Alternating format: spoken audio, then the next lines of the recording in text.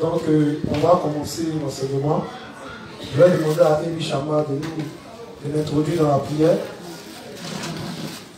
Donc, bonsoir les justes. On va se disposer et ensemble on va faire notre confession de foi du juste. Prions. Père Céleste, te disons merci de ce que tu nous as rendu sans péché devant toi pour toujours. Car nul n'était ta grâce, ta miséricorde, nous n'avons jamais pu rentrer dans le royaume des cieux, car nous étions des monceaux de péché destinés à aller en enfer.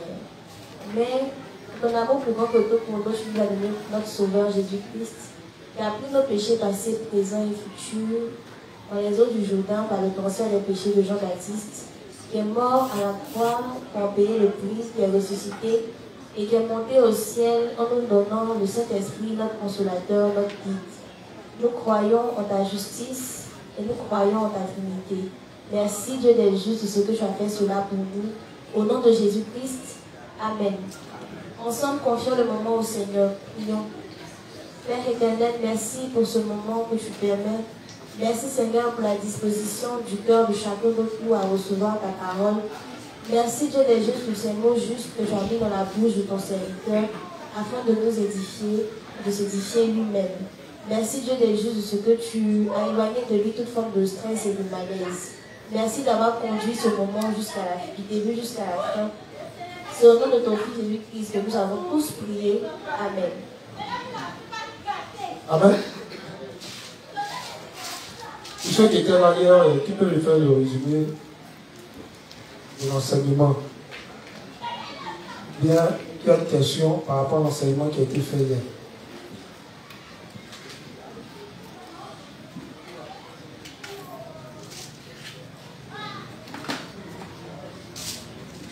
Est-ce que vous avez compris de l'enseignement qui a été fait hier, les saints? Aujourd'hui, c'est mercredi, le troisième jour de la création. Il a arrêté la création du monde.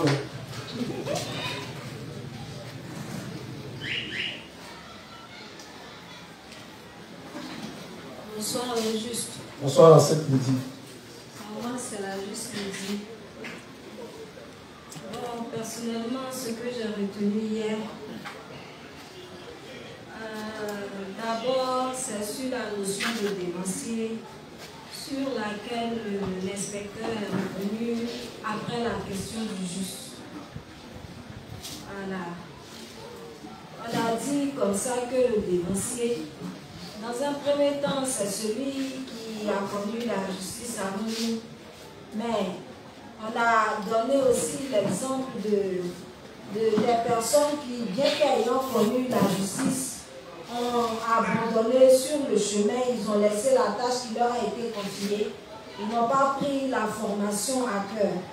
Et ceux qui sont venus après eux, ils ont pris vraiment la tâche à cœur et aujourd'hui ils se retrouvent avec des responsabilités dans l'église.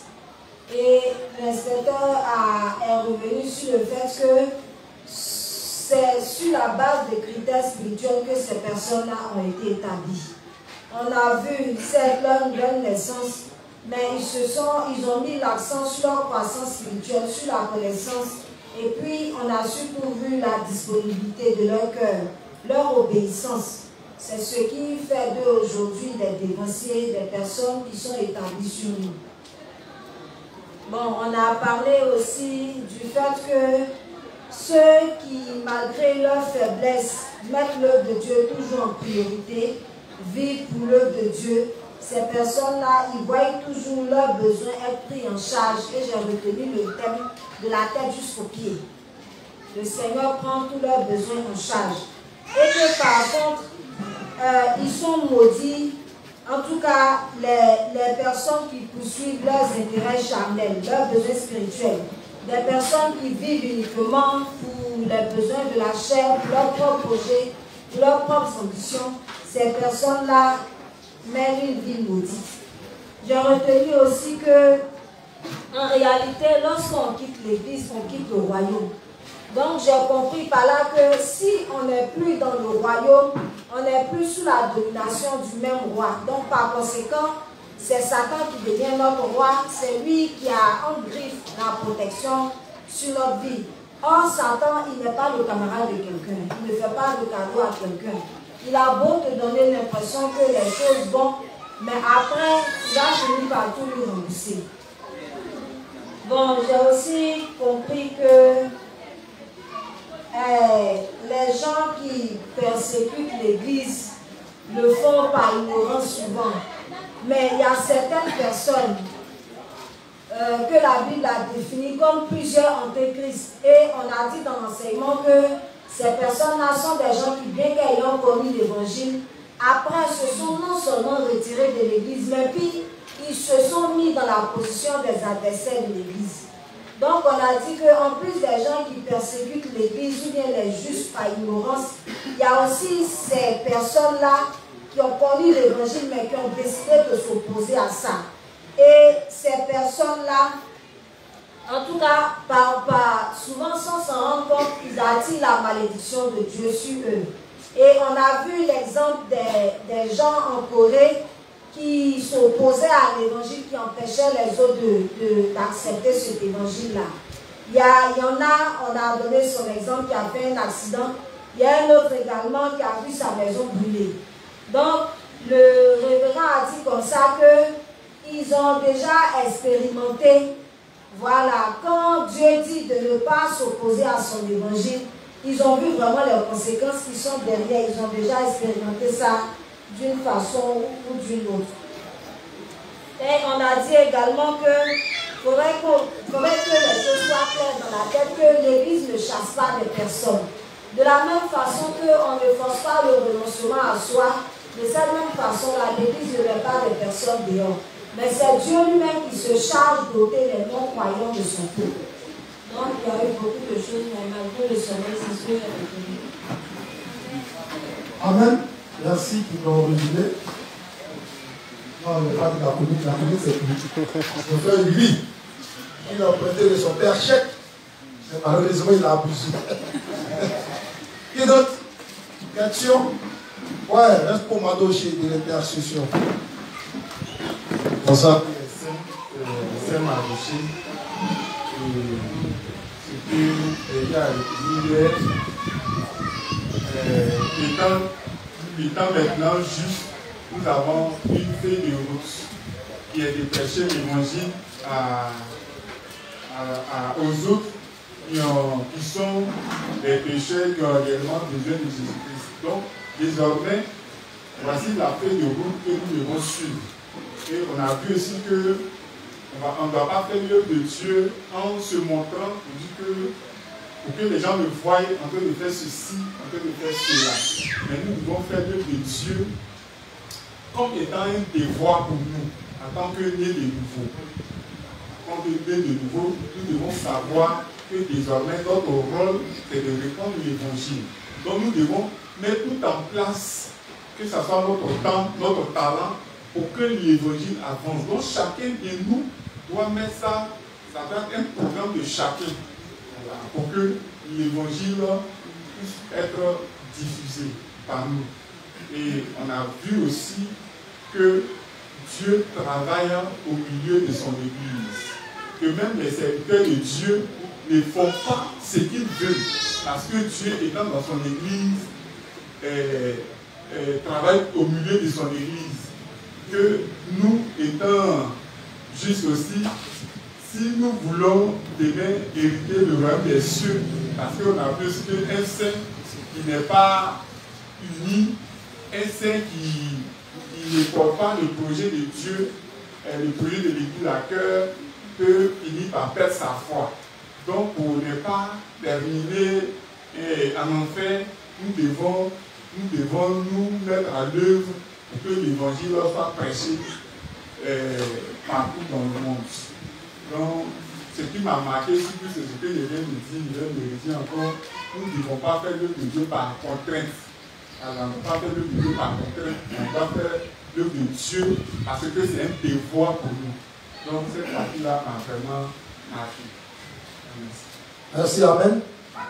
Une dernière personne. Saint Josias.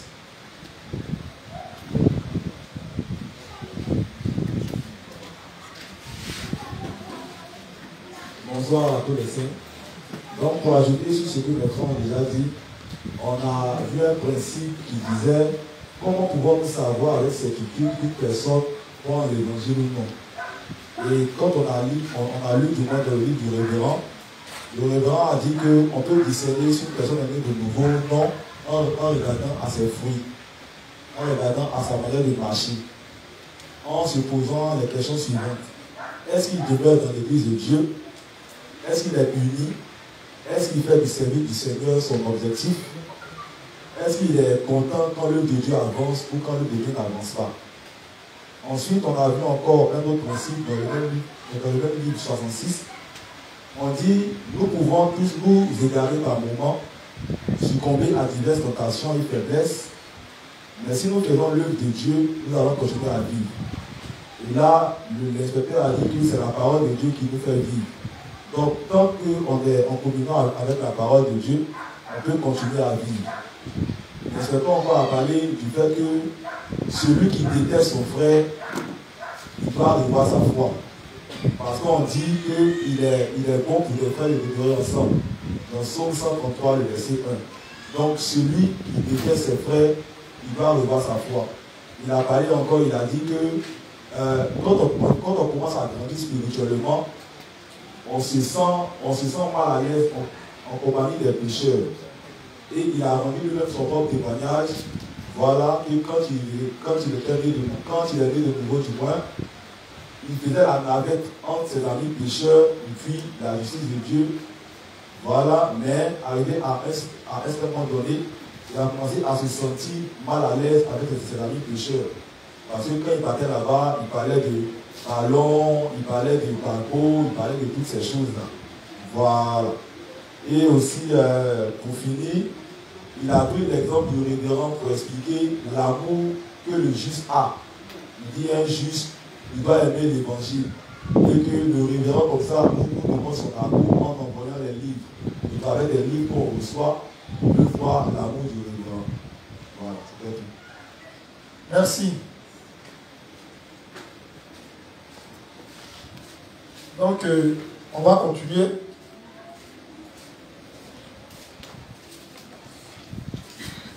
Livre 58, page 121, paragraphe 3.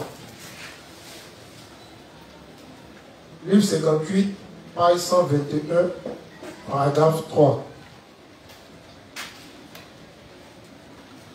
Le titre, c'est les ouvriers qui ont quitté le ministère à cause des difficultés pour aller chercher l'argent dans le monde. Les ouvriers qui ont quitté le ministère à cause des difficultés pour aller chercher l'argent dans le monde.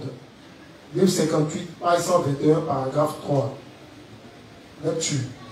Un homme ne peut pas faire à la fois un travail du monde et le travail de la justice. S'il tient 2 emplois, il mourra de stress. Certaines personnes qui avaient abandonné l'Église de Dieu reviennent en demandant pardon et accueil, reconnaissant qu'ils s'en sortaient bien mieux quand ils étaient dans l'Église.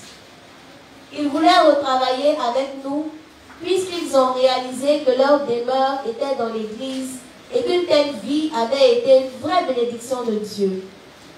Mais nous avons refusé de les accepter parce que leurs pensées poursuivaient le monde. Que pouvons-nous faire avec de telles personnes?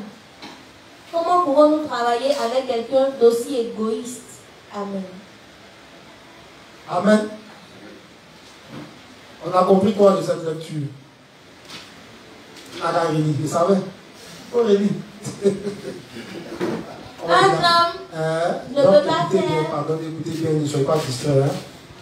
Un homme ne peut pas faire à la fois un travail du monde et le travail de la justice.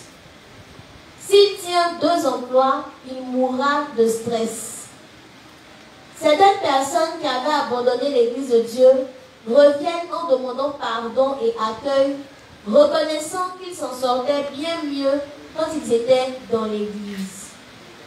Ils voulaient retravailler avec nous puisqu'ils ont réalisé que leur demeure était dans l'Église et qu'une telle vie avait été une vraie bénédiction de Dieu.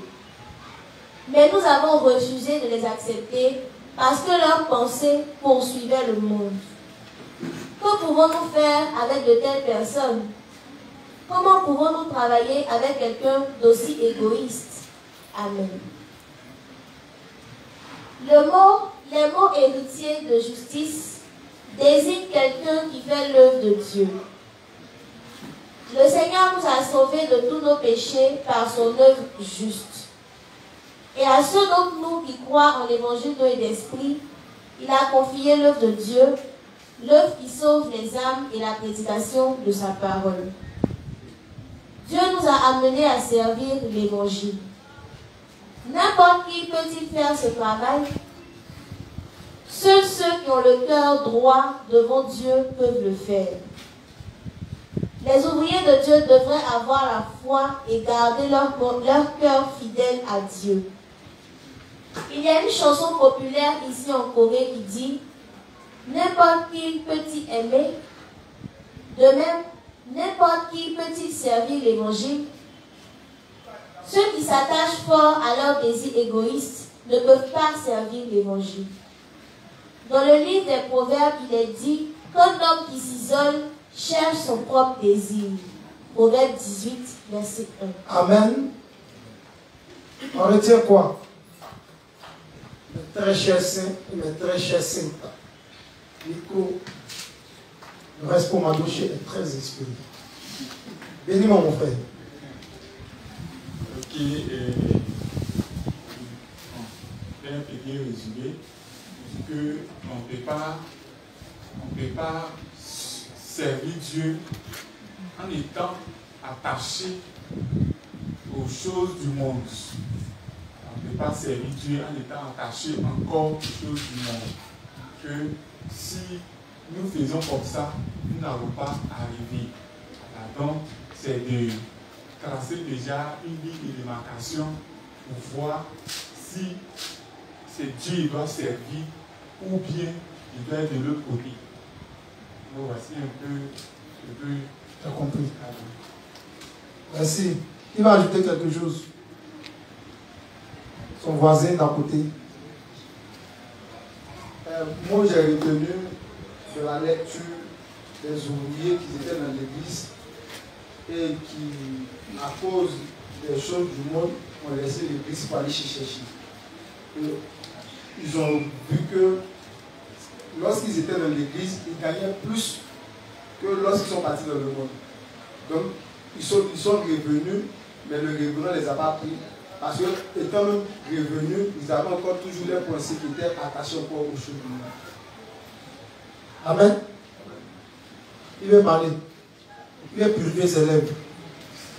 Qui est d'accord avec eux, qui n'est pas d'accord? Il y avait une main levée qui s'est rabaissée, mais je ne comprends pas. N'ayez pas peur, hein, parlons. Il faut qu'on comprenne bien les notions, les principes. Amen. Ils sont lus ici. Hein? Allons-y. Le révérend nous dit que lorsqu'on est laïque et lorsqu'on est ouvrier, ce n'est pas pareil. Parce que quand tu es laïque, du coup, tu n'occupes pas des responsabilités. Du coup, tu es libre de faire certaines choses dans l'église. Mais une fois que tu es responsable, tu es amené à mener une vie correctement dans les principes de Dieu. Sinon, tu subis les coups. Or, si un responsable n'a pas le cœur droit pour servir véritablement le Seigneur, une fois que les charges lui sont confiées et qu'il ne porte pas le Dieu véritablement à cœur, du coup, il commence à avoir des problèmes parce qu'il a le cœur porté vers le monde et le cœur porté vers les œuvres de Dieu. Or, une fois que la balance tombe dans le monde, du coup, tu n'es plus agréable au Seigneur et il va commencer à avoir toutes sortes de difficultés. Voilà. Ouais, le reste pour. On a continué.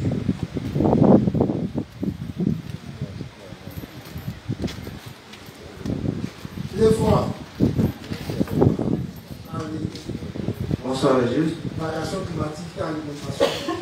Je voudrais revenir un peu sur les frères qui ont quitté l'église. Exposer ce que j'ai compris. Ce que j'ai compris, c'est que les frères étant dans l'église, on pensait que s'ils quittaient l'église pour aller se chercher dans le monde, ils allaient mieux s'en sortir. Et c'est cette pensée-là qu'ils ont suivi et ils sont partis. Et normalement, quand un frère, quelqu'un quitte l'église et qui veut revenir, c'est une bonne nouvelle. Mais si le révérend les a refusés, c'est qu'ils ne sont pas venus à cause de l'œuvre de Dieu. Pour ma part, ils sont venus parce qu'ils ont fait une analyse simple. Quand ils étaient là, même si c'était dur, ils arrivaient quand même à subvenir à leurs besoins. Donc, comme d'ailleurs là-bas, c'était devenu compliqué, ils sont revenus pour avoir ce confort-là. Il dit que quand c'est dur, étant dans l'église, Dieu prenait soin d'eux. Donc, c'est cette prise en charge-là qu'ils étaient venus chercher. Et le révérend, connaissant leur cœur, il les a refusés parce que leur but n'était pas de venir travailler en union avec le projet, mais se trouver une couverture. C'est ça que je veux. Amen. Merci pour vos interventions. Comme on disait hier, effectivement, il y a plusieurs types de justes dans l'église de Dieu. Le thème, c'est le réveil spirituel et l'examen de soi.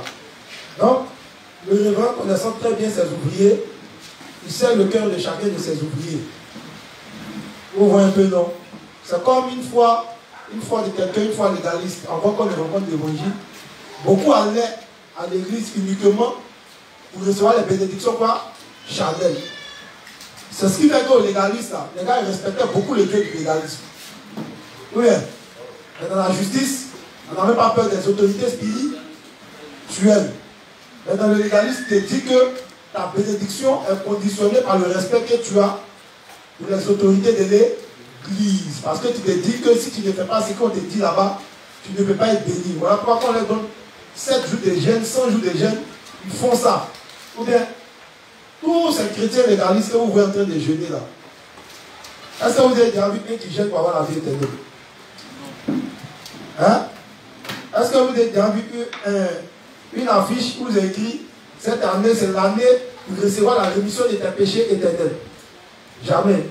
Viens à Jésus, cette année tu vas prospérer. Viens à Jésus, la bénédiction sera vue du mont Carmel jusqu'au mont Everest. Oui. Viens voir ce que Dieu n'a jamais vu. Oui, après l'affiche, viens voir ce que Dieu n'a jamais vu. Aïe! Il me le sait. Et puis il appelle Gabriel. Il dit Gabriel, dis-moi ce que j'ai jamais vu. Gabriel lui-même ne sait pas. Si Dieu me va. Vraiment, les gens, Satan les maltraite tellement qu'ils deviennent comme des fous. Viens voir ce que Dieu n'a jamais vu. Puis ça affiche. Puis les gens vont voir quand même ce que Dieu lui n'a jamais vu. Mais c'est eux ils ont vu, et c'est eux ils vont nous faire voir. C'est qu'ils sont derrière Dieu même. C'est-à-dire qu'ils sont en devant Dieu. Amen. Donc on présente ici les gens peuvent être serviteurs dans l'église. Ils peuvent être ouvriers. Vous pouvez les voir en train de servir. Mais en réalité, leur cœur ne peut pas être porté sur l'œuvre de Dieu. On a l'image de Jésus qui a envoyé ses serviteurs pour aller quoi? Pour aller libérer, pour aller détacher quoi? L'anneau, et puis quoi? L'âne, c'est pas ça. Pour que le Seigneur monte sur l'âne, il faut que l'âne soit détaché. Or, l'âne, c'est nous. Les ânes, dans les pays où vous voyez les ânes, on les utilise pour porter quoi? Des grandes quoi? Des grandes charges. Elles forcent les grosses têtes. Mais Dieu dit que ces ânes-là, c'est nous. À la très force. Donc nous sommes des ouvriers, ce qui Dieu doit charger quoi? Des fardeaux spirituels pour l'accomplissement de l'œuvre de Dieu. Si l'âme n'est pas détaché de l'arbre, c'est-à-dire si l'ouvrier n'est pas séparé du monde, il n'a pas renoncé à ses projets, à sa justice, à ses intérêts, il ne peut pas être utilisé par le Seigneur et rentrer à Jérusalem et être célébré. Ça va? Ça va. Donc cette partie-là, c'est simple, c'est compris? Donc tôt ou tard, ne soyez pas étonnés que vous avez vu des gens qui ont servi l'évangile et puis un jour, ils sont partis dans le monde. Le principe ne dit pas qu'un juste ne doit pas travailler. Quand on devient ouvrier de Dieu, on ne doit pas travailler. Ce n'est pas ce qu'ils sont en train de dire. Il n'est pas que ça. Quand demain, vous venez vous dire travailler, non, je suis là. Il faut que le Seigneur monte sur moi. L'inspecteur a dit de ne pas travailler. Pas ce qu'ils sont en train de dire. Parce que les justes, ils ont tendance à faire l'amalgame. Il y a d'autres qui viennent des témoins, qui vont ici souvent les regardent. Non, il faut qu'ils soient mis à l'église de Dieu. Je n'ai pas pu accepter ce travail. Puis tu es en famille, tu viens charger tes parents. Non, non. Il dit apprenez à identifier le travail il vient à vous. Voilà pourquoi les responsables sont là pour vous, pour vous orienter. Un travail qui tue ta foi, qui t'empêche d'étudier à l'église de Dieu, qui te fatigue physiquement, intellectuellement, qui ne peut pas faire servir le Seigneur, il faut le laisser. Amen. Et quand tu sais faire des renoncements comme ça, après identifier, et que tu as un projet personnel, même dans l'évangile, forcément Dieu va te donner un travail selon lui. Si c'est pour te donner toi-même des activités, il va te donner. Au cas contraire, il peut te donner même un travail dans la fonction publique où tu seras relax. Même tu peux travailler même dans le monde où tu seras relax. Quand tu travailles 2 jours à la semaine, et puis tu es à l'aise. Tous les autres jours, tu sais le Seigneur. Amen. On ne dit pas que, comme d'autres, tu n'arrives pas à ne pas faire soin ici. Page 286, toujours le même livre, 58. Le cœur de ceux qui ne veulent pas devenir pasteur assistant. Le cœur de ceux qui ne veulent pas devenir pasteur assistant. Page 286, paragraphe 2. Toujours le livre 58.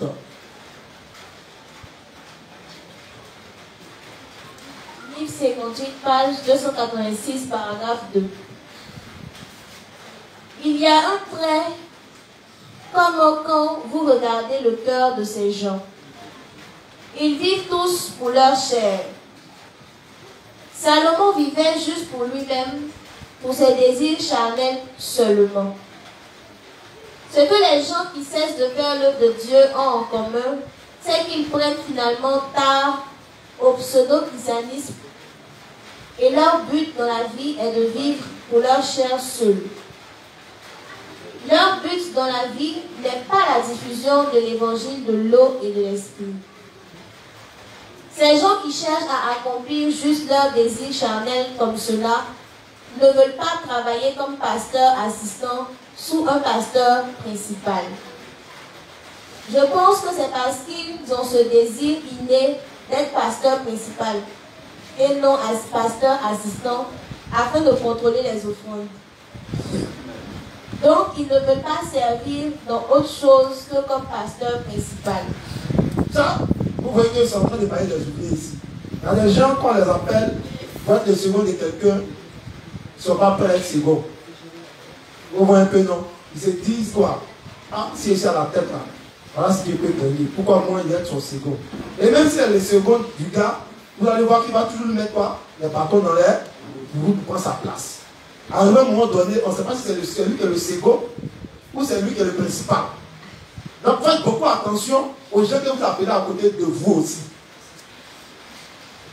Parce qu'il y a d'autres qui apparaissent, le second là, c'est lui qui fait tout dans le ministère. Il est couché là-bas, c'est son second qui fait tout. Et puis après il est étonné que le gars n'obéit à quoi? À ses instructions. Quand il y a quelque chose, les gens ne veulent plus le voir, c'est le second qu'on va voir. Et si ce gars-là, il n'est pas animé d'un bon esprit, il finira par quoi? Par rassembler les âmes petit à petit autour de lui. Puis un matin, quand tu vas te rendre compte, il leur dit, moi ici de Paul, moi ici d'Apollos. Est-ce qu'on comprend ce principe-là? C'est des choses qui ont existé dans les églises. Ce qui a été, c'est ce qui est et c'est ce qui sera. Il n'y a rien de nouveau sur le soleil. Quand on lit la Bible, on a l'impression que c'est pour les églises d'avant. Ce n'est pas pour les églises d'avant. La parole de Dieu demeure éternellement. Dieu ne change pas. Satan ne change pas. Nos pensées ne changent pas. Tant de Sodome et Gomorrhe là, il y avait l'homosexualité là-bas. En notre temps, il n'y a pas l'homosexualité. C'est toujours les mêmes péchés qui sont là, rien n'a changé. C'est les masques qui changent. Sinon, le fond est la même chose. Amen. Donc, il y a ce type de juge dans l'église de Dieu. Une telle personne est une personne qui recherche l'honneur, la gloire, le pouvoir. Si vous le voyez être second qui méprise l'autorité qui est au-dessus de lui, alors, vous savez, vous avez affaire à quel assistant. Vous savez, vous avez affaire à quel saint dans l'église de Dieu. Donc, c'est des pensées qu'on doit corriger. Tu es second, tu es second. On dit, toi, ton rôle dans le tabernacle. Quand on vient au bouton, tu as arrêté devant, tu regardes, sans tache, sans défaut. Tu prends, tu fais le sacrifice. Toi, c'est de casser le fagot. Si tes bras sont bien musclés, il faut aller casser ton fagot. En tant que sacrificateur, casser le fagot. Toi, ton rôle, c'est de remplir la cuve des reins. La grosse passive, tu vas puiser l'autre. Juste quand tu remplis ça, chaque matin, tu remplis. Les sacrificateurs prennent une fois ablution. Lave les pieds, lave les mains. Le frère les musulmans aussi ont dit ça, ils ont complété. Lave les oreilles, lave dans les nez. Là-bas, Satan se cache. Et Satan se cache dans les nez. Satan aussi, mais bizarre. Je cherche les ennemis essentiels. Amen. Islam. Ça, c'est le livre de bonne dessinée même. Amen. Donc, faites attention à ce genre de service et à ce genre d'ouvriers. Amen. Donc, le révérend nous présente ici ce genre d'ouvrier-là et les plans dans les ténèbres. Ça va? Bien. Livre 29.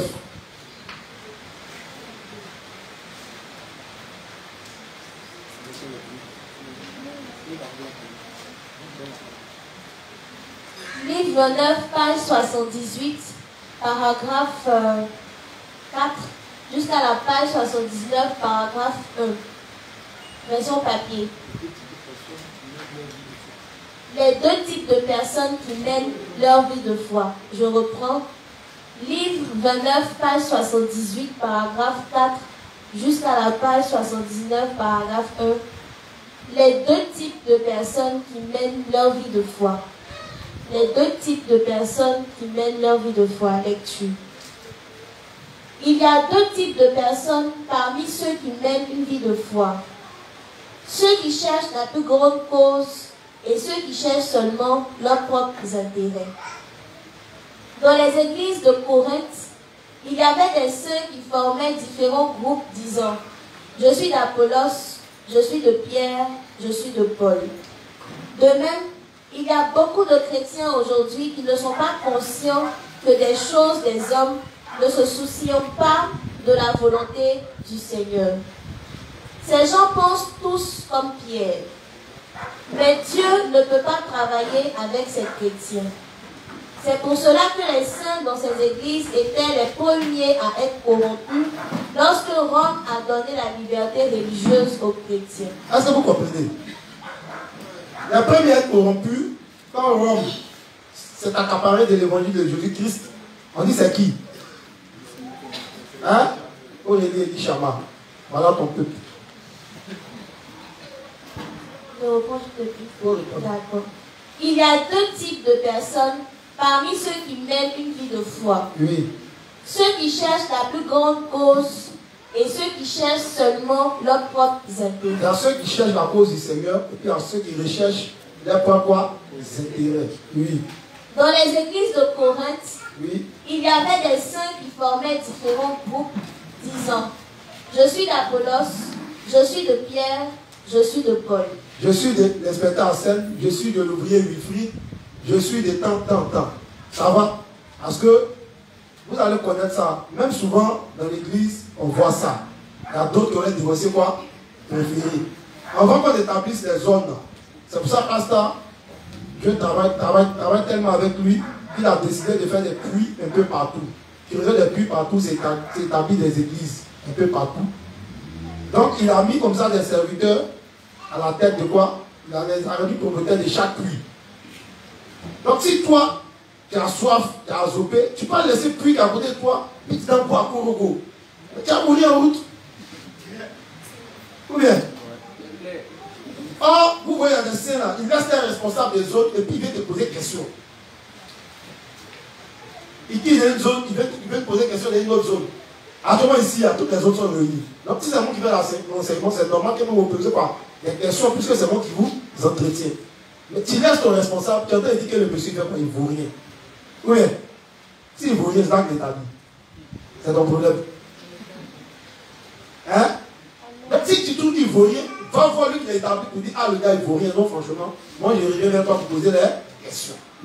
Donc lui qui sent que je ne vaux rien dans ma zone, il retourne voir pasteur. Moi, il n'y a pas de problème avec ça. Amen. Moi, j'apprends toujours. L'amen l'homme vieillit, c'est comme ça qu'on apprend tous les jours. Mais il y a d'autres qui ont cette manie-là de jauger quoi, les responsables, il envoie question ici. Quand le responsable répond, il envoie question là-bas. Quand il envoie question, puis il compare les questions.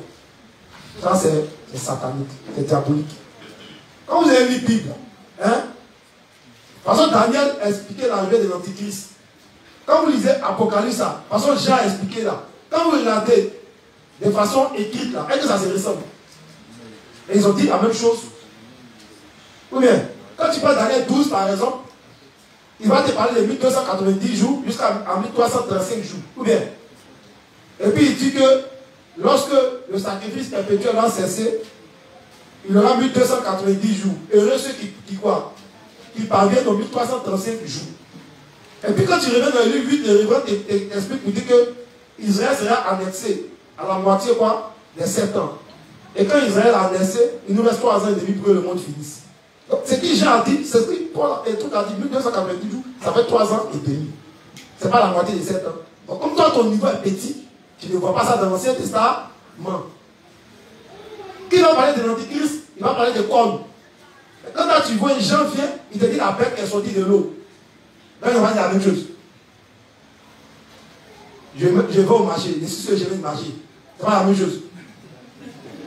Si tu ne comprends pas le langage spirituel, pas nous fatiguer. Amen.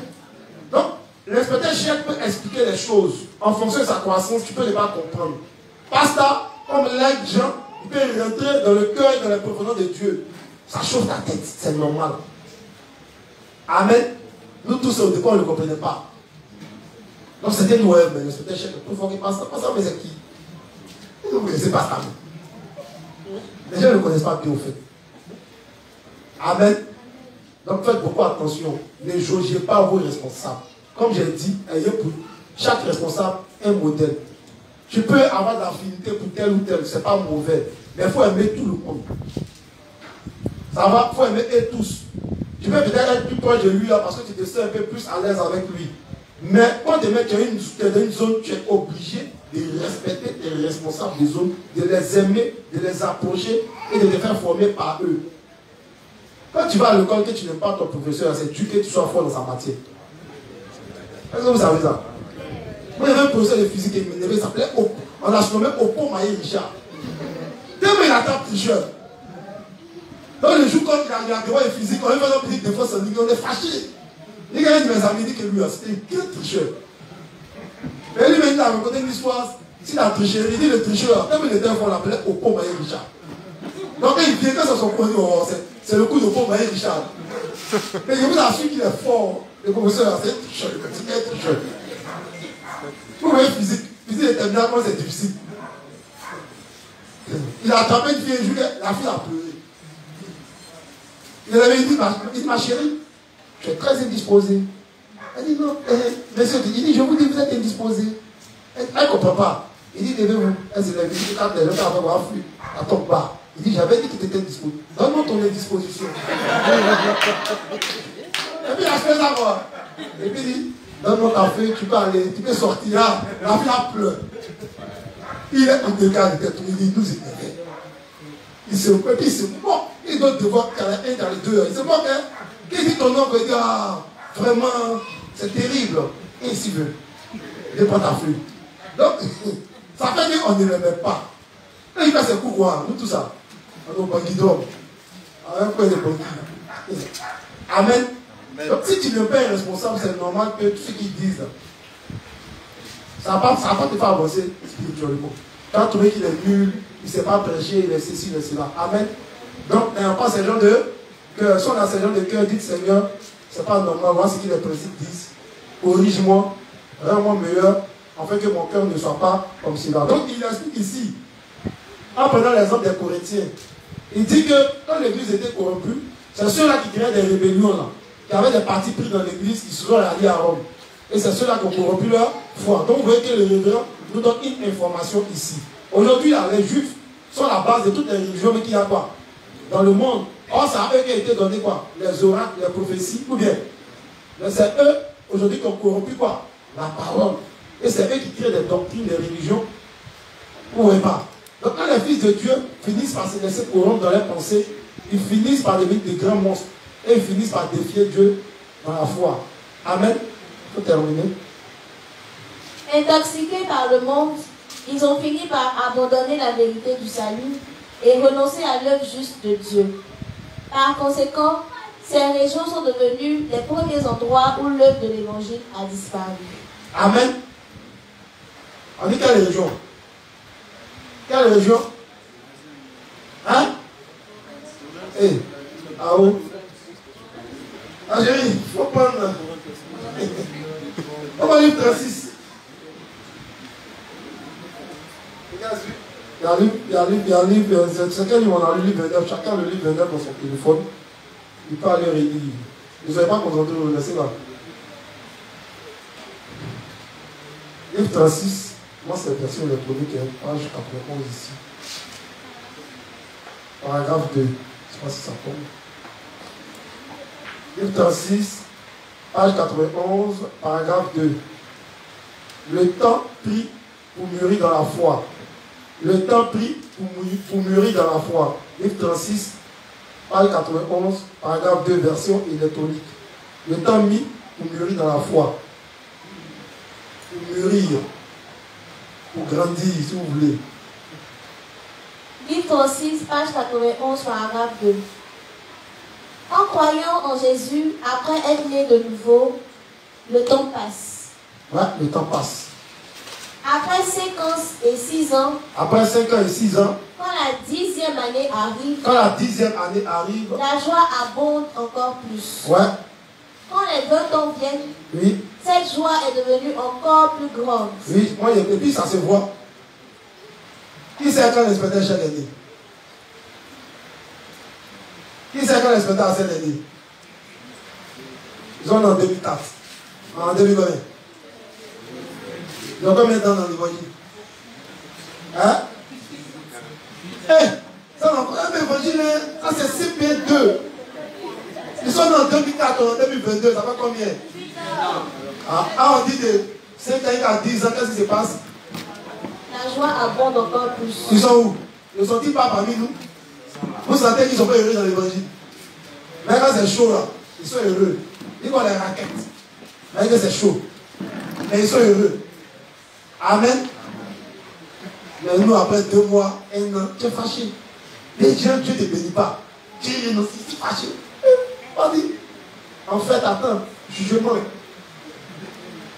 Hein? C'est pas vos camarades. Hein? Je vous les donne comme exemple pour que vous sachiez qu'ils viennent de loin. Aussi jeunes qu'ils sont, ils viennent de loin. Donc, c'est un modèle que nous on cherche à durer. Le Seigneur dit quand je reviendrai, est-ce que je trouverai encore quoi? La foi. Ça veut dire que beaucoup d'appelés, aussi peu quoi? De lui. On peut être nombreux, beaucoup vont partir. D'autres vont venir, d'autres vont partir. C'est le même principe. D'autres vont trahir leur foi. Ça va se passer, ne soyez pas choqués. Il y aura des Judas. Ne soyez pas choqués. Mais il n'y aura pas de pierres pour couper les oreilles. Voyons ensuite. Allons-y. Quand les 20 ans viennent, cette joie est devenue encore plus grande. Quand les 20 ans viennent, cette joie est devenue encore plus grande. Et quand la trentaine arrive, Et quand la trentaine arrive, elle est devenue encore plus grande. ouais. Cependant, pour ceux qui n'ont pas pu croire parfaitement en Jésus, Pour ceux qui n'ont pas pu croire, maintenant il est quitté dans la catégorie de ceux qui ont cru, qui sont là 5 ans, 10 ans, 20 ans. Il dit pour ceux qui n'ont pas pu croire parfaitement en Jésus, c'est-à-dire qu'ils sont dans l'évangile, ils croient en l'évangile, mais c'est bizarre. Hein? et qui ont manqué de recevoir le salut parfaitement, Et puis ils ont manqué, peut-être ils sont là, ils ont manqué de recevoir le salut. Alors qu'ils étaient pas dans l'église. Donc pour dire quoi? Il y a cette catégorie de juifs qui naissent souvent avec le temps. Il y a d'autres qui sont dans l'église, qui prêcher l'évangile, mais souvent c'est avec le temps qu'ils comprennent réellement la parole et qu'ils reçoivent le Saint-Esprit. Est-ce que vous savez ça? Vous savez les voix, ils sont là, souvent ils sont dans les ministères, mais ils ne sont pas nés de nouveau encore. Est-ce que vous savez? Donc c'est de cette catégorie-là qui parle. Et souvent il y a d'autres avec le temps. Souvent il est né, et puis ça a 2 ans, 3 ans, il est réellement de nouveau. Puis il y a d'autres. Pour faire la ligne de la démarcation du premier jour, souvent, ça met du temps. Amen. On comprend? On comprend pas? On comprend pas. J'ai dit, il y a d'autres qui vont naître, bon, qui seront dans l'église. Et puis ça va après quelques années, qui vont réellement naître de nouveau. C'est un courant du cœur, quand on parvient à la justice, et c'est un confesseur de la bouche. Il peut croire de façon intellectuelle, mais la parole ne descend pas dans son cœur. Il peut réciter l'évangile, mais dans son cœur, il y a de quoi? Il y a encore des pensées de doute. Or, Éphésiens 1:13 dit quoi? Après avoir entendu quoi? Après avoir cru, vous avez quoi? Donc s'il entend, mais qu'il ne croit pas, est-ce qu'il peut être scellé? Non. Donc une chose est de croire, d'entendre, de croix. Ça va. Donc il y a d'autres qui sont là, mais c'est bizarre. Il y a d'autres juste qui ne savent pas pourquoi Jésus est baptisé. Vous c'est vous. Ah oh. Ah, d'accord. Il y a d'autres qui récitent, mais c'est bizarre. Il y a d'autres qui disent c'est trop facile, mais ils sont là. Ou un peu non. Et ça va être le temps. Souvent ça va prendre forme, il y a un déclic qui va arriver, et puis ils finiront par accepter réellement dans leur cœur. C'est à ce moment qu'ils recevront le Saint-Esprit, comme ceux qui ont reçu au début. Amen. Je vous apprends à reconnaître ces choses. Enfin, lorsque vous verrez, vous ne soyez pas étonnés de les blâmer. Si ça après 3 ans, il marchait Blas, et maintenant Blas est né. Et quand il me prend tout le temps, il peut me tuer. Ah, Blas, toi aussi, tu es traité. Depuis on est à ce que j'ai ensemble. Grâce à 2025, quand j'ai dit. Allons-y, c'est un exemple. Cependant, pour ceux qui n'ont pas pu croire parfaitement en Jésus, oui, et qui ont manqué de recevoir le salut parfaitement, oui, c'est-à-dire pour ceux qui ne connaissent pas parfaitement la parole de Dieu, oui, et l'évangile de la rémission des péchés, oui, plus ils croient, moins ils n'ont de bonheur. oui. C'est le même raisonnement que lorsqu'il n'y a plus de vin à la maison de célébration. Ou bien, quand le vin manque, la tristesse envahit le cœur des gens. Tu viens d'en faire, ton dit, moi, fini. Oui, juste. Il dit, mais attends, il dit, mais pas mon Dieu, j'étais assis les inspecteurs. Ou bien, allez, non. Ça va mal, non? Tu as bien transporté 2000, 3000. Et puis, tu as un petit rico, tu as même des restaurants, mais donc il n'est pas dit que vous avez fait. C'est bien même pour vous souvent. On t'a pas invité, tu allais faire quoi là-bas? Allons-y. Pensez au fait de ne pas pouvoir recevoir le salut et de ne pas pouvoir obtenir le bonheur en dépit de la foi en Jésus. Que pourrait-il y avoir de plus terrible et triste que cela? Donc on retient quoi ici, mes chers saints? Hein? On retient quoi ici, précis? Dieu qui dit, Dieu dit que c'est l'éternel. Il dit qu'il est marital au 3e jour de la création. Il a envie de créer le monde, est-ce que vous ne répondez pas? Moi, il n'y a pas parlé de 2 semaines. Hein. On a constaté que, à du moment s'il pose question, c'est l'enseignement, c'est la vidéo de Christ. Vous devez que chaque fois, on a mal au cœur.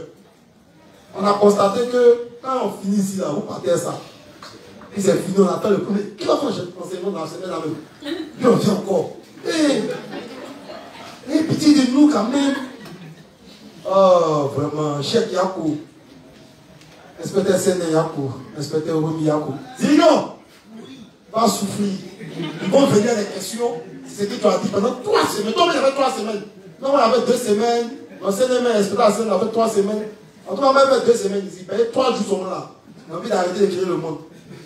Amen, hein? Allons-y, hein? Je veux que vous parliez. Il faut que vous compreniez. Je vais venir rester l'autre qui est ici. Qui a bâclé le travail, hein?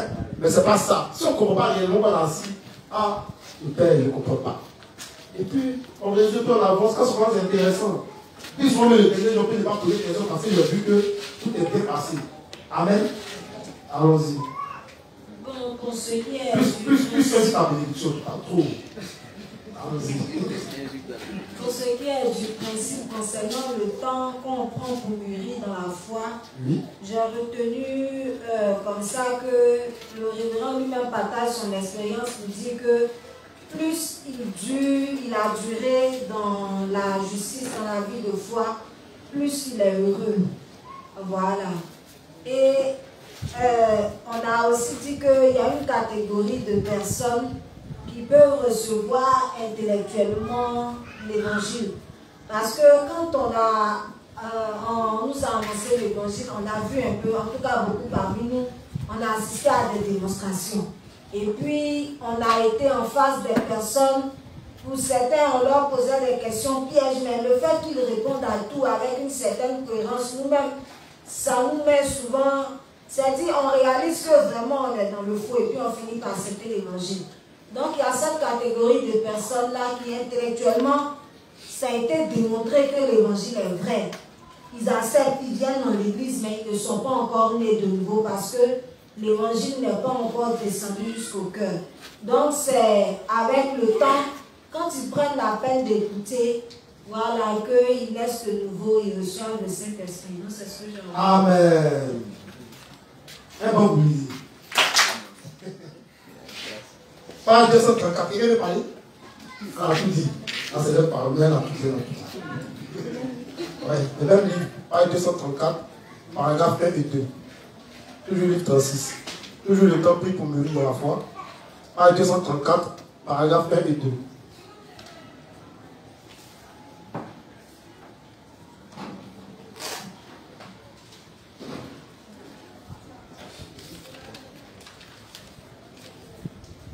Page 234, paragraphe 1-2 du livre 36. Le salut du péché n'est pas quelque chose qui peut être obtenu par les propres actes méritoires de quelqu'un. Nous pouvons seulement arriver à la justice de Dieu en croyant en la justice de Dieu dans nos cœurs et devenir les justes par la foi. Une personne arrive au salut en croyant en la justice de Dieu et en confessant cette foi de sa bouche en disant « Seigneur, je crois vraiment en l'évangile de l'eau et de l'esprit. » Alors, pour la première fois, cette foi devient ferme dans son cœur comme le ciment devient ferme. C'est ainsi que l'on reçoit le salut des péchés. Donc, quand nous croyons en Jésus comme le Sauveur, nous devons croire que la chair de Jésus, c'est-à-dire le baptême qu'il a reçu, désigne sa prise de tous les péchés du monde. Nous devons boire le sang de la croix par la foi. Je ne vous dis pas que vous devez réellement rompre et manger la chair de Jésus. Je suggère que nous mangeons la justice de Dieu par la foi. Cette foi signifie que nous devons croire que Jésus a enlevé tous nos péchés en venant sur la terre et recevant le baptême, et qu'il a été cloué à la croix à notre place, est mort pour effacer tous vos et mes péchés, et a reçu le jugement pour tous ses péchés. Croire ainsi, c'est croire en la justice de Dieu dans son cœur. L'on obtient le salut de tous ses péchés en croyant en la justice de Dieu dans son cœur. Une personne obtient la vie éternelle et devient enfant de Dieu en croyant en la justice de Dieu dans son cœur. Toutes les bénédictions célestes s'obtiennent par la foi en la vérité. Telle est la foi appelée justification par la foi. Par la foi dans son cœur, une personne obtient le salut de Dieu, devient juste, obtient la vie éternelle, devient son enfant et obtient les bénédictions célestes. Amen. Est-ce qu'on a besoin de commenter? Ah, c'est Romains 10, 10. Croire du cœur, et non croire dans la tête. Dieu travaille dans le cœur, le diable travaille dans la tête. Travaille dans nos pensées. Donc c'est simple. Tant qu'on ne croit pas la justice dans le cœur, on ne peut jamais recevoir la rémission de ses péchés. Livre 37, page 331, paragraphe 2, version électronique. Version électronique.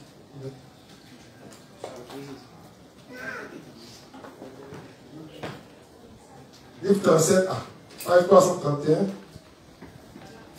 paragraphe 2, version électronique.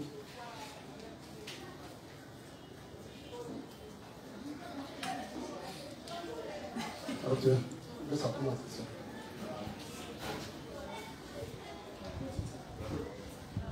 Il y a 3 types de personnes dans l'église.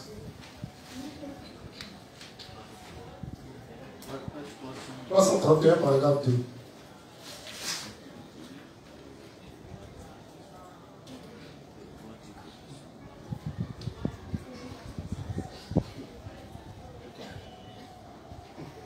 La version électronique, la pagination change aussi. Hein.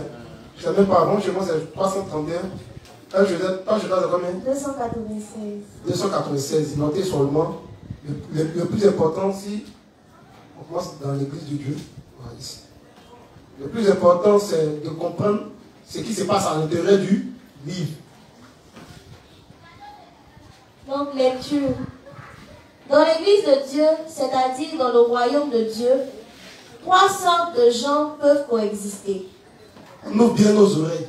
On dit dans l'église de Dieu, trois sortes de gens peuvent quoi? Coexister. C'est-à-dire qu'il y a 3 types de personnes qui sont ensemble. Allons-y. Il y a les justes qui croient en l'évangile de l'eau et de l'esprit, premièrement. Premièrement, on a qui? On a les justes qui croient en l'évangile de l'eau et de l'esprit. Oui. Deuxièmement, il y a les pécheurs cachés qui ne croient pas en l'évangile de l'eau et de l'esprit. Deuxième type de personnes dans l'église, quoi? Qui ne croient pas en l'évangile, oui.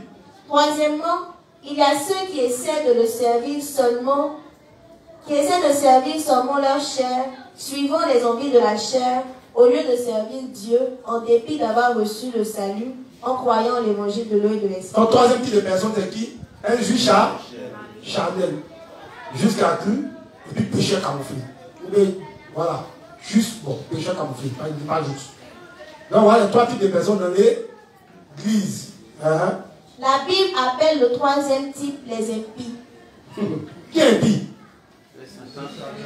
Non, qui est impie ici? Ah, c'est une information pour vous, non? J'ai un impie. Là, juste qu'il est trop Chanel. C'est quoi? C'est un impie. Allons-y. Vous avez un mot, on va vous expliquer maintenant. J'aime ça. C'est juger les uns les autres.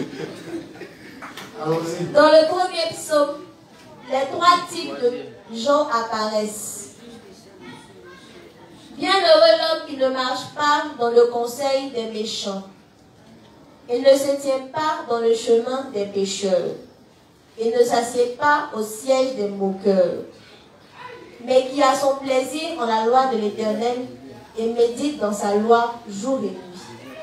Avoir plaisir dans la loi de l'Éternel, la loi de la nouvelle alliance, c'est le principe que nous écoutons matin, midi, soir. On dit de méditer ce jour quoi? De méditer nuit et jour quoi? Ce livre de la loi. Amen. On dit que nous devons méditer nuit et jour les principes. Donc, respecter la loi de la seconde alliance, c'est de mettre quoi? Les principes en pratique. On dit qu'il marche dans la loi de Dieu. Amen. Et il est dit, c'est pourquoi les méchants ne subsisteront point dans le jugement, ni les pécheurs dans l'assemblée des justes. Car l'Éternel connaît la voie des justes, mais la voie des méchants périra. Amen. Amen. Donc, 3 types de personnes dans l'église de... On retient ça. Donc, que chacun sache dans quelle catégorie. Bien sûr, on dit que c'est le Saint-Esprit qui rend ces églises propres. On a lu le 29. Allons pour le 29.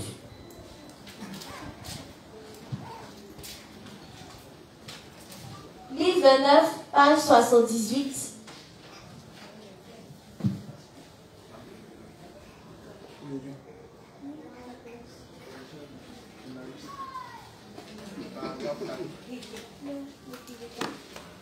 Ok. Je sais.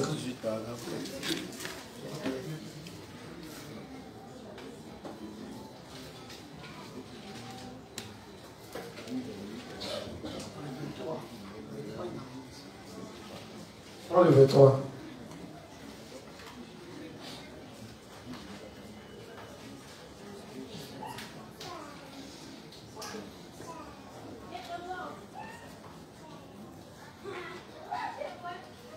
Livre 23. Je montre la version électronique, c'est page 285, page 286. Tu vois pas, tu arrives ici.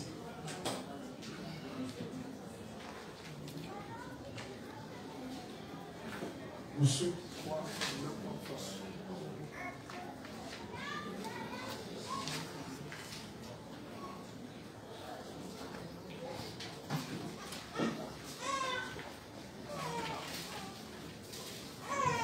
Livre 23, page 285, paragraphe 4, ligne 6 à ligne 12, jusqu'au paragraphe 5, suivi de la page 286, paragraphe 1. Je reprends. Livre 23, page 285, paragraphe 4, ligne 6 à ligne 12, jusqu'au paragraphe 5, suivi de la page jusqu'à la page 286, paragraphe 1, version électronique. Lecture. Pour ceux qui croient en leur propre force, lorsque cette force de leur chair est épuisée, ça va? Il n'y a pas de titre. C'est le même principe que ceux qui continuent chez. Livre 23, page 285, paragraphe 4, ligne 6 à ligne 12, jusqu'au paragraphe 5 et jusqu'à la page 286, paragraphe 1. Lecture. Pour ceux qui croient en leur propre force, lorsque cette force de leur chair est épuisée, leur foi a aussi disparu. Ceux qui ne croient pas encore totalement en l'évangile de l'eau et de l'esprit ont tendance à faire l'œuvre de Dieu parce qu'ils sont forcés par leurs circonstances ou par leur propre gloire. On dit ceux qui ne croient pas, ils ont tendance à faire l'œuvre parce qu'ils sont forcés par quoi? Par les circonstances ou par leur propre gloire. Je dis à de telles personnes, si vous ne voulez pas travailler avec moi, vous devriez partir immédiatement. Ils m'ont alors demandé pourquoi je leur ai dit de partir alors qu'ils sont encore utiles. Je leur ai répondu, il y a beaucoup de personnes autres que vous que Dieu peut utiliser. En ne réalisant pas cela, ils pensent qu'ils sont encore tout à fait utiles. Mais cela n'est pas la manière de penser de Dieu. Se référant à la foi qui s'appuie sur leur propre force, Dieu dit qu'ils sont inutiles. Dieu recherche et utilise ceux dont les cœurs sont humbles devant lui. Amen.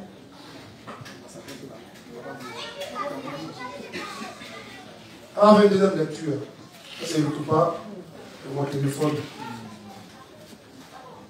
Ok. Donc, les justes, excusez-moi. Je reprends.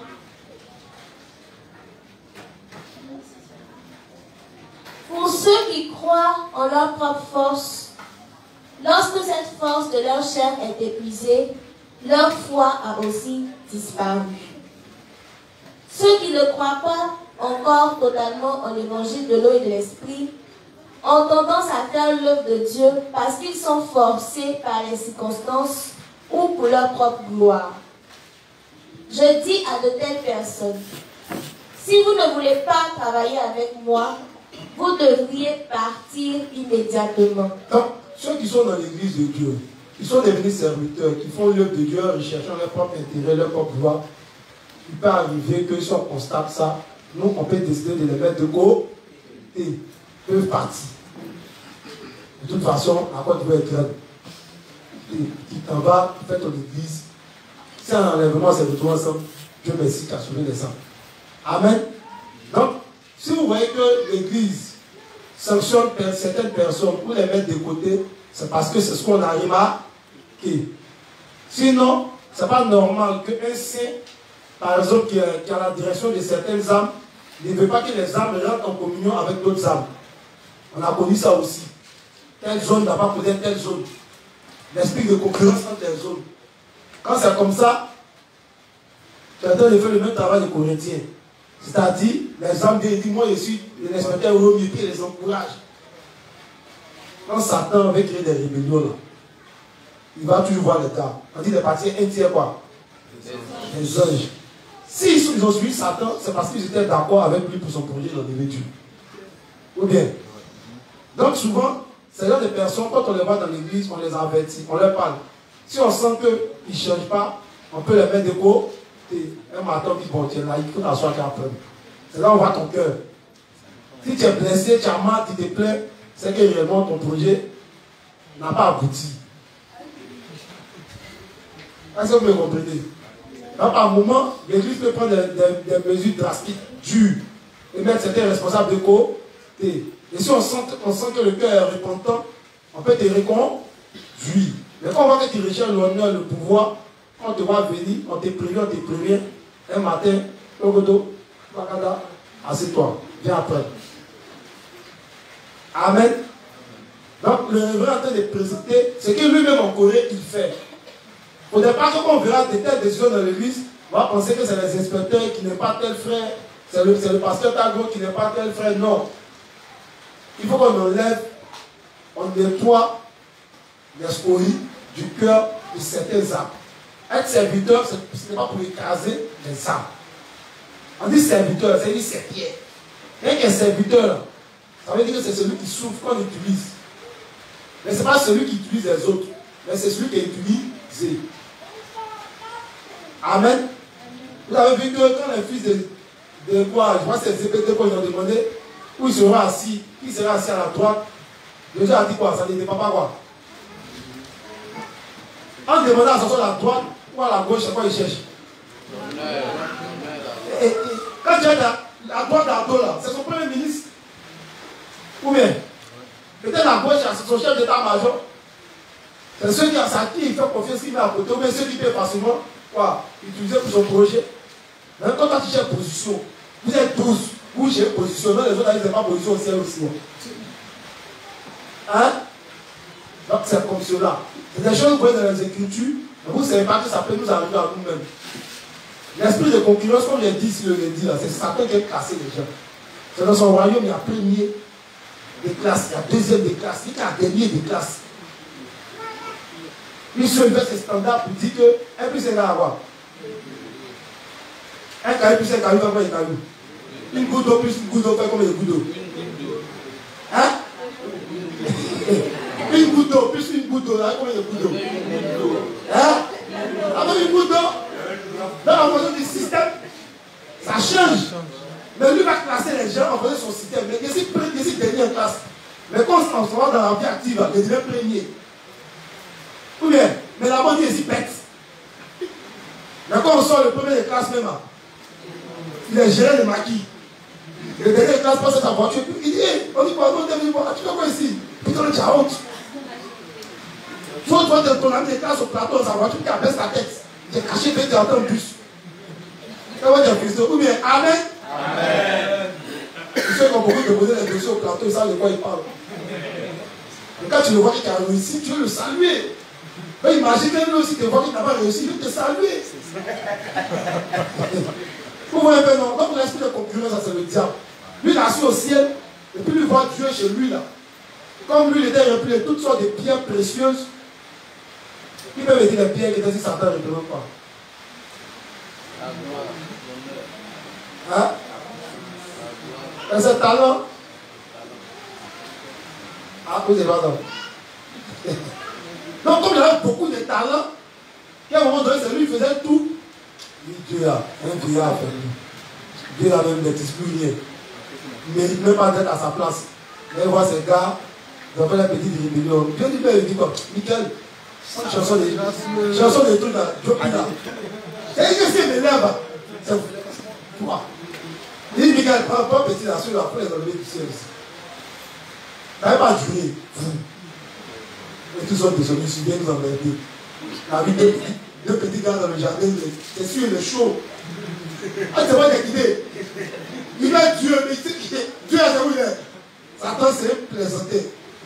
Sinon, lui, se voyait la route du ciel. Il aura la route du ciel. On est venu en bas, puis il va pas en haut. Il connaît, il sait quelque chose qu'il a vu. Un imposteur. Dieu l'appelle le malin. Il sait qu'il ne peut pas, donc il faut utiliser les gens qui vont le suivre dans son plan. Pour mourir en masse. Voilà pourquoi quand les gens vont le voir en enfer, ils vont dire, attends, bébé, t'as des ici, quoi. Là, il y a un petit essai, au fait, là. Il y a un truc qui n'est pas meilleur. Non, je ne peux pas laisser pourquoi. Même les gens, je sais qu'ils vont le frapper, les autres démons. Moi, je dis, attends, pardon. Attends, t'as dit quoi? Au deuxième siècle, on nous a chassés, on est venu sur la terre. Ils ont mené un gars là-bas, là. Toujours les fâchés, il dit à Dieu. Il dit à Dieu qu'il veut tuer. Satan, mais c'est quoi moi-même? L'ange qui a attrapé la première feu, là. Vous imaginez c'est quel ange? Parce qu'on ne peut pas les lier. Il y a gros bras dans un, et puis il y a gros bras dans l'autre. C'est fait qui vous fait. C'est dit que là, le pauvre que tu parles trop. J'ai les gens, ça l'a à terre. Et puis il met son pied là-bas, il dit, madame Mina, ça t'a négocié le petit. Il dit, mais petit, c'est vrai que c'est bon, ça t'a le petit. T'as vu, c'est bien fille. Vous savez, dans la boutique, il y a un combat de boxe. Quand un vieux boxeur commence à finir comme le femme, on a un petit. Moi, il y avait beaucoup de Tyson, mais les gens avaient le combat de Tyson, il y a le noce de lui, ça faisait petit. Il dit, vieux, il faut le laisser, c'est fini. Le petit est trop frais. Si tu as le combat, il a frappé, vieux, vieux là. Vieux, il ne peut pas KO comment. Il a pris KO, tout l'œil est fermé. Vieux, il faut le laisser. Ton temps est passé. Quand tu as frappé les gens là, c'est comment tu frappes maintenant. Amen. Donc souvent quand tu prends de l'âge, il ne faut pas trop charger ses petits frères. Il faut jouer la carte de la prudence. Ça va? Lui n'a rien à perdre. En toi, tu as un nom. Amen. Donc, faites beaucoup attention. Les rébellions, quand ça commence, le vraiment dit, toi, mais tu ne sais pas que tu es en train de faire une rébellion. Est-ce que tu sais ça? Tu fais 10 âmes, 15 âmes, dans la zone. Toutes les âmes là, la moitié des âmes, c'est toi qui les engendrées. Donc du coup, tu dis, oh, le responsable ne fait rien. C'est qui? L'apôtre Pierre prêche dans Actes, chapitre quoi? 2 ou bien 3. Et puis 3000 personnes quoi? Et Jésus. Hein? Et Jésus. Pendant 3 ans, combien d'âmes? Non, Pierre avant Jésus. Ça, voilà nos pensées. Est-ce qu'on me comprend? Qui a engendré Pierre? C'est pas le Christ, spirituellement. Mais qui a fait des 3000 âmes? Et on a vu dans le psaume 33 que lui là, est-ce que c'est pas ça qui est rentré dans toutes les maisons pour prêcher l'évangile? Donc ça veut dire que, par exemple, c'est moi qui ai prêché l'évangile à la moitié de l'église, donc je dois être le leader. Vous savez ce qu'il y a dans le leader? C'est si toi, Dieu fait tous les tests. Est-ce que vous savez même? Parce que c'est le test parfait de Dieu. Maladie, Dieu nous voit. Pour que lui, ce qu'il enseigne là, il comprenne ce que ça fait. Et puis il nous envoie, nous on prend ce soir. Galère. Oh, Seigneur. Et maintenant on paye chèque là. Pasta. Le monsieur qui marche avec vous, pas te prêcher, ça t'appelle qui te pipe. T'appelles Denis là, quand ça fait, vous êtes qui t'appelle. Quand tu marches à qui t'es là. Oui, qui n'a pas connu ça? Et puis le père il prend, il met ici. Et puis chaque fois il t'appelle, il dit non, il faut laisser. Tu marches pour passer dans la rue, et puis un pied, il a touché, et puis pas touché. Il dit toi le charon, mais lui il s'en fout. C'est-à-dire qu'il a arrivé le monde de l'énoncement pas possible. Il s'en fout du monde. Il s'en fout de l'argent. Il s'en fout de la mode. Bon, quand le diable regarde dans mes idées, qui dit le diable. Où je le tape là? Ah non, petite tentation, un peu son mot. En tant que leader, il a été dit, et juste comme cette fois. Donc ne devez pas le leader qui veut, mais qui peut, mais devez le leader qui tu as choisi.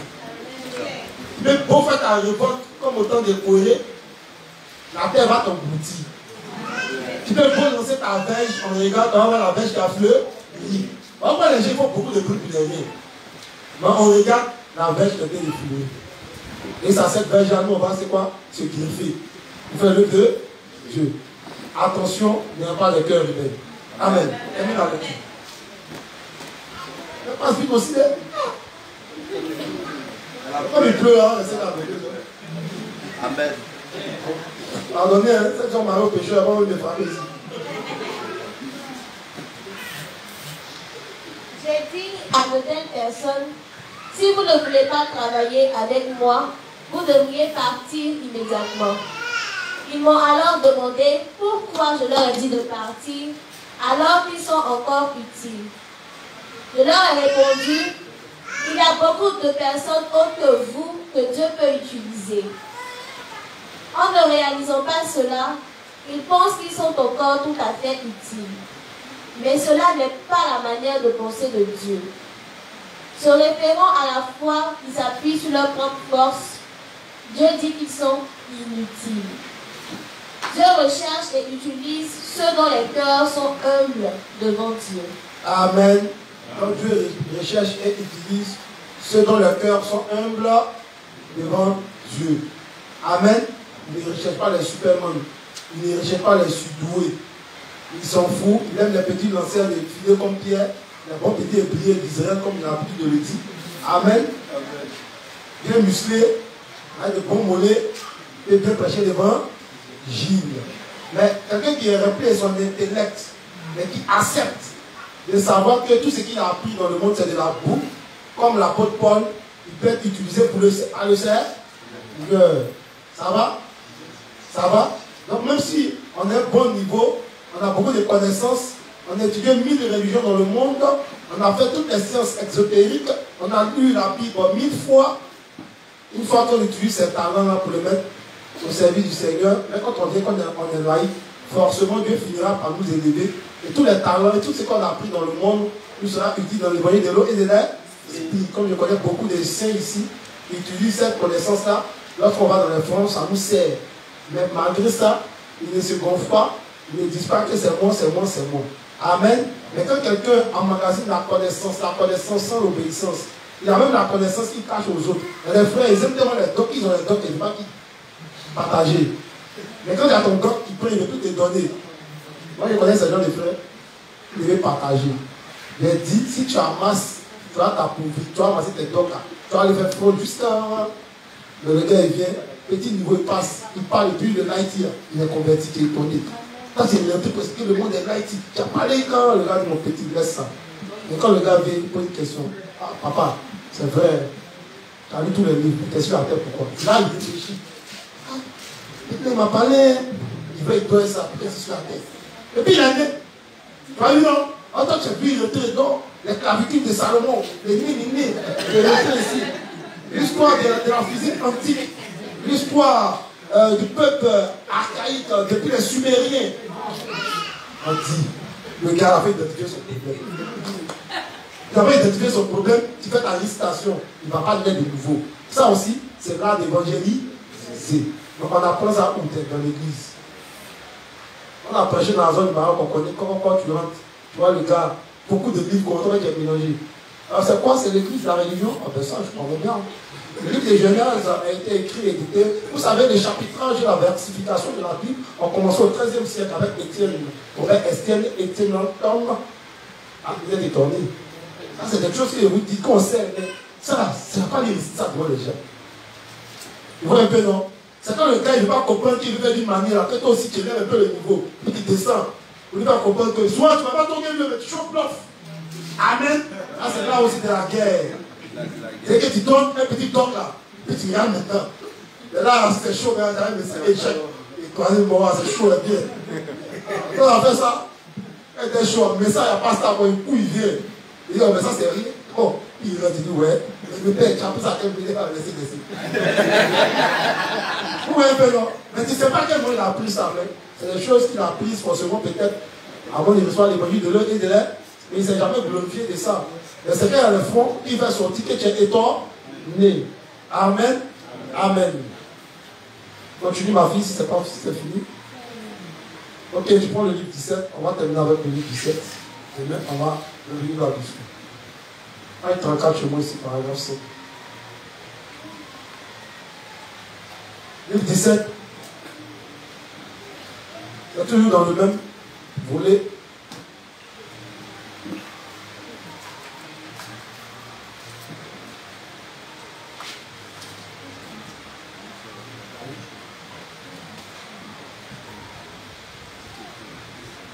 Livre 17, hein. On va chercher rapidement la pagination. Ça ne tombe pas.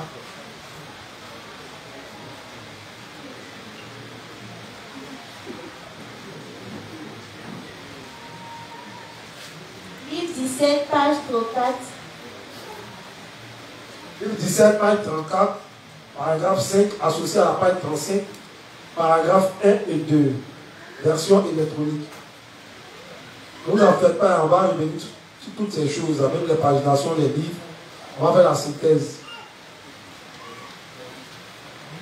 Donc,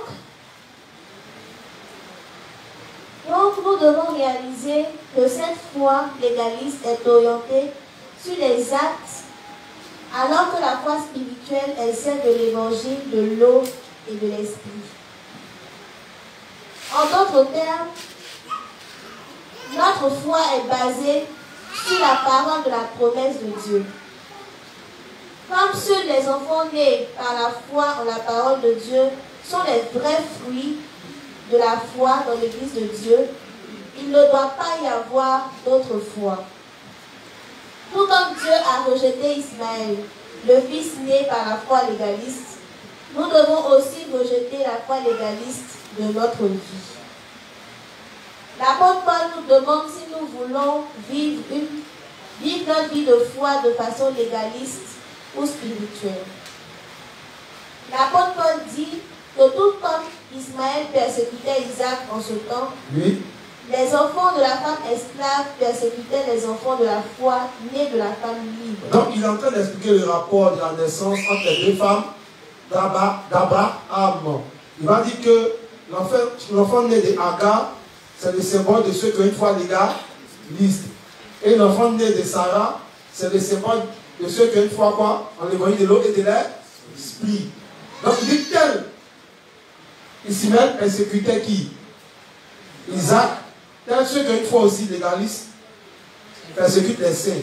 Donc dans l'église de Dieu, vous verrez aussi ce genre de juste là. Le livre 17 est tiré du livre des Galates. Ça va un peu. Donc il y a d'autres dans l'église de Dieu là. Ils ont l'apparence de la piété, oui, mais ils sont pieux. Il y a des gens de nature là. Ils sont quand même pieux. Donc quand ils reçoivent l'évangile, ils sont souvent choqués de voir tel ou tel frère commettre tel acte. Donc avec la foi légaliste, souvent, ils finissent par quitter l'église. Ils veulent que l'église soit du légalisme. Moi j'en connais d'autres qui sont nés de nouveau, qui sont venus, ils ont rien l'église, ils ont rien l'agrément des gens, ils disent non, ça n'est pas possible. Un enfant de Dieu ne peut pas s'appuyer comme ça. Un enfant de Dieu ne peut pas parler comme ça. Un enfant de Dieu ne peut pas être comme cela. Voilà les gens qui ont la foi légaliste, on dit qu'ils s'appuient sur leurs propres actes, leurs bonnes œuvres. Donc quand ils viennent dans l'église, tout ce qu'ils cherchent à regarder, c'est le comportement des uns et des autres, toujours un peu les critiquer. Amen, on dit c'est une foi légaliste. Et une fois légaliste, elle finit par persécuter ses frères et soeurs dans la foi. Tu te plains de tout. Eh mais attends, mais pourquoi les responsables? Pourquoi c'est pour une pote? Donc il faut pour l'évangile, regardez. Pour les potes chèques, pour les potes bacs.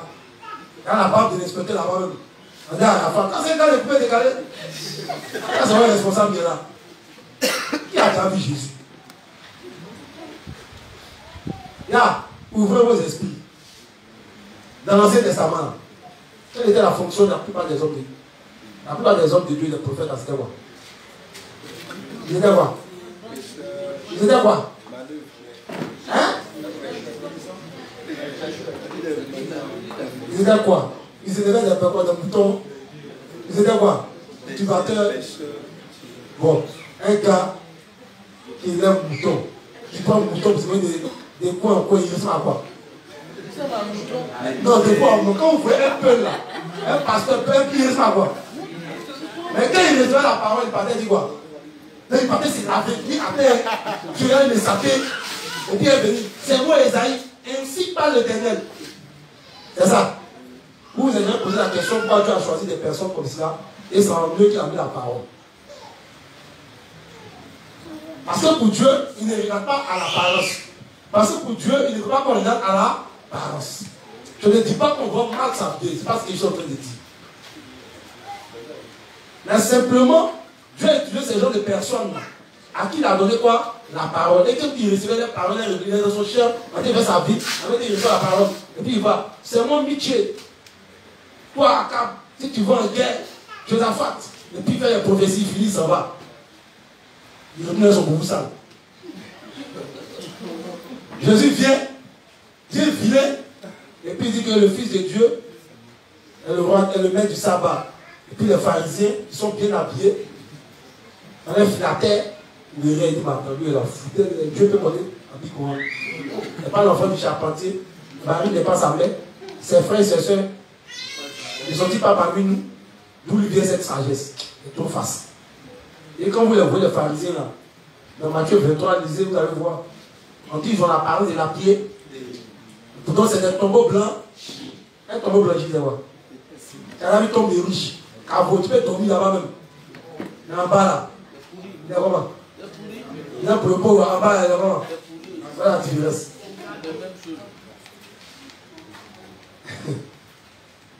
Tu as déjà vu, tu allé au cimetière. Tu as vu tout au cimetière là-bas, tous les squelettes et tout ça est souris. Et tout c'est dit. N'est-ce pas quoi? C'est là qu'il dit toujours. Tu vas remarquer. Tu prends squelette du fouet, tu mets squelette dans la face, tu as pas la différence. Là, souvent quand les gens bêtent, là, quand vous allez faire front, Jésus, il est blanc mais il est noir. Il dit, mais quand tu vois un noir, ça, comment tu sais que c'est un blanc qui est mort, comment tu sais que c'est un noir qui est mort? Oui, il y a la différence entre une 406 blanche et une 406 noire. Les deux ne roulent pas. Des fois, j'ai la couleur. Donc, celui qui fait attention à la couleur de peau pour dire que Jésus est vrai, il est bête. Vous prenez des raisons bêtes, vous mettez devant lui. Ou bien, l'anus, excusez-moi, l'anus du blanc, c'est où? L'anus de l'Indien, c'est où? Mais quelle est la différence?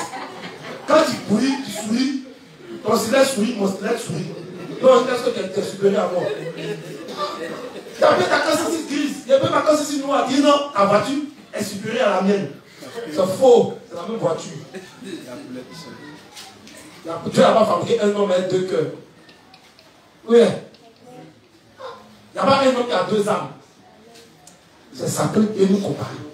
On est tous la même chose. On est tous descendants d'Adam. D'ailleurs, je dis à ça, après il y a noir, il y a blanc sur la terre. Et c'est la couleur de peau qui regarde pour juger quoi l'intellect. Même pour dire que quelqu'un vient de Dieu, mais il ne veut pas de Dieu. Amen. Il est 21h03. Quelqu'un a une question? Quelqu'un a-t-il une question? Il n'aime pas les principes qui ont été enseignés aujourd'hui, en toute franchise. Ils me disent que je prierai le Père. Ça va? C'est intéressant, non? Ça va, non? Au sortir de là, on va prier pour que Dieu nous transforme chacun de nous, non? Sans essai, si on serviteur, comme ses participants, comme là, et quand on fera ça, vous verrez qu'on sera fortement bénis. Et que Dieu se chargera d'amener réellement des personnes pour son roi. Donc, sur ce, je vais m'arrêter pour aujourd'hui. Donc, Élie Shabbat, il faut nous conduire dans la prière des faits. Donc, les justes, on va tous se disposer et on va remercier Dieu pour ce moment et lui confier notre retour à la maison. Prions ensemble. Père Céleste, nous te disons merci pour ce moment si bénissant que tu as permis. Merci Seigneur de ce que tu nous as montré, la véritable foi que nous devons avoir. Merci Seigneur de ce que toutes ces paroles soient gardées dans nos cœurs et que cela nous aide à chacun de nous ici à nous examiner et à corriger ce qui doit être corrigé.